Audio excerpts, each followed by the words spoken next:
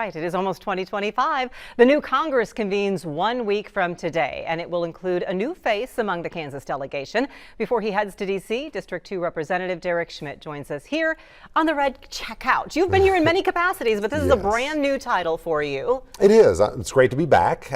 Grateful for the opportunity to serve in a new way and looking forward to it. I feel like I should ask you about a consumer protection issue from your time as Attorney General when you used to visit with Ralph. But is there a change in your mind between serving in the state of Kansas and serving in our nation's capital? Well, I mean, sure, it's a different role. It's all public service, and it's the same people I'll be representing in the 2nd District, and I'm very grateful for that opportunity. But it is a different role. Now we're part of the federal government decision-making process. It's a legislative and advocacy role as opposed to an executive and administrative role as you have in the Attorney General's office for Kansas. So there's a little bit of a different mindset, but ultimately it's all public service. It's trying to make this remarkable system of government that we have work the way people expect it to work. That's our objective. Do you feel like you'll have a little faster learning curve? Because sometimes with freshman representatives, there is a concern that it's going to take a while to get up to speed. You're not going to have the clout, the influence.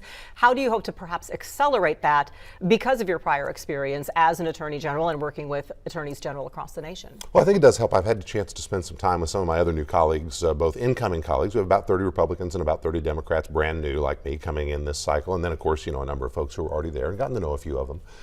Each of us brings our own perspective. That's the way the system is set up. And I'll be the only former state attorney general in the House of Representatives. So I think that's a unique perspective that I hope is going to be beneficial. Give me a sort of a unique voice in advocating on some issues for Kansans. So, we all play the hand that we're dealt. And I've been very blessed to have different roles of serving Kansans. What's priority one for you going in? Yeah, I haven't changed from where I was on the campaign. I think 1, 2, and 3. Number 1 is we've got to get the southern border secured and get our arms around this migration crisis. I think one thing that is a little bit new out in the public discussion that wasn't quite as front and center 3 months ago when we were campaigning on it. Even the New York Times reported recently that we are living through the largest single wave of migration to the United States in the history of this country. It is more people and it is a larger percentage of our population than it has ever been before, even larger than the waves in the late 19th and early 20th century. Now that's not inherently good or bad, but I think it does explain why there's been so much sort of trepidation and focus and unease around the broader issue that's always present. And 60% of the people who have come in this enormous wave have come here in violation of the laws of the United States. That's unprecedented. So we have to get our arms around it. That's job one. There is a lot of fear surrounding that topic, though. On the campaign trail, you expressed support for now incoming President Trump, hope that you would be working with a Trump administration. Absolutely. But there's a lot of fear that I imagine you acknowledge you hear that fear. From some of the comments that have been made, that we may actually be looking at mass deportation, and not just people who are here in the U.S. recently, illegally, but also some who've been here for many years, perhaps some who've been trying to go to the process, that there may be these door-to-door people being deported.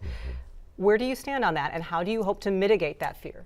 Well, look, I think we start with the proposition we're going to enforce the laws of the United States. You don't start couching and hedging on that before you even begin the process. We have about 1.5 million people here who either already have gone through the process, had their due process in its entirety, and have been ordered by a judge to leave the country, yet they're still here, or they've committed deportable violent crimes and they've been convicted of that. That is a very large group of people. Let's start on that. Surely we can all agree that that is reasonable and necessary, and then we'll see where we go, but that's going to keep us plenty busy for a while. How do you reach across the aisle and try to make some common ground on those sorts of issues, and issues such as women's health, when we talk about the fear surrounding that, what rights, what access people might have? Yeah, I think personal relationships really matter on any issue when you're trying to work across the aisle. I was always a huge fan of Senator Dole's. I think he did a remarkable job of both being an effective advocate. He was a conservative Republican. He never yielded on his principles. And yet he was able to make the system work. He worked with Democrats from time to time, worked with Republicans from all over the country with different points of view. And I think that's a useful model for all of us. Never waver on the principles. I was at a freshman gathering, an orientation type of meeting a few weeks ago, and had a visit with an incoming House member from California, from one of the metro areas in California. Very, very different life experience. She was born to drug-addicted parents. She was a drug addict herself before she ran for the House, and obviously got dried out and is now serving, comes in as a Democrat, a very different worldview from my own.